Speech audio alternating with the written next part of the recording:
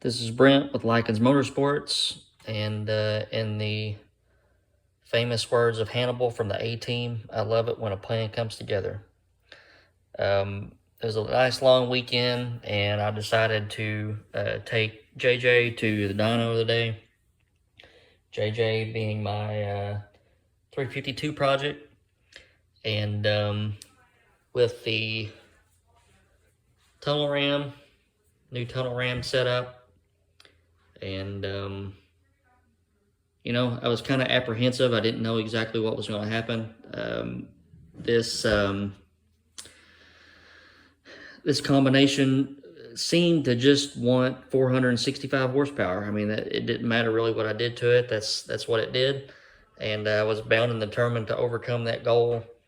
So I ditched the Blue Thunder medium riser 2x4 intake, and I'm not saying that that's a bad intake or it doesn't make horsepower. I'm just saying that it's, I don't think the runner lengths and the plenum shapes and everything were really geared towards what I was wanting to do for this motor. So got the FE Power intake adapter and this Weiand Tunnel Ram. Everything's been ported and matched up real nicely, and today we tried it out. So like I said before, it made 465 horsepower. The first full pull that we did today with the Holley 600s made 476. So just in an intake swap alone with the carburetors, we gained 11 horsepower. Torque stayed the same. So I had... We've always been having trouble with these 600 vacuum secondary carburetors, and it's really hard to get the vacuum secondaries to open because a 352 just doesn't have a lot of hind end to pull on them.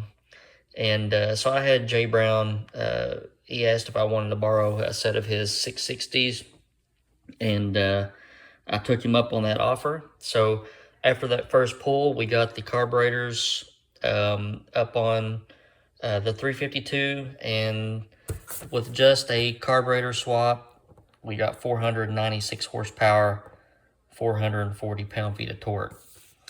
I was ecstatic, and you know that was a 31 horsepower just bump from carburetors alone. And we were so close to 500 horsepower that I decided to make the executive decision to not drive the water pump with the engine. So we put a little electric motor on the water pump, and the next lick we gained about 16 horsepower. So we got over 512 horsepower at 7,000 RPM, 445 pound-feet of torque. So I'm pleased now, and we can move on to other variables. I just, you know, this whole time I just been thinking that something just wasn't quite right, and the engine just really wasn't, you know, living up to the expectations that I had of it.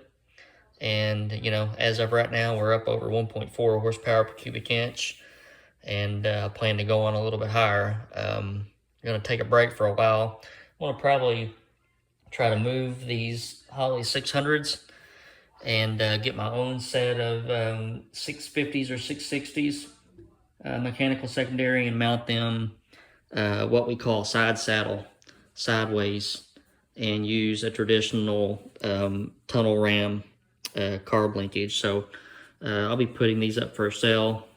If anybody's interested in them, you can send me an email or shoot me an email. So, yep, I just wanted to give that update, and it made my day, and I'm thankful that everything went well. So, thanks for watching, and obviously I'll have more videos coming up. You all have a good week. Bye.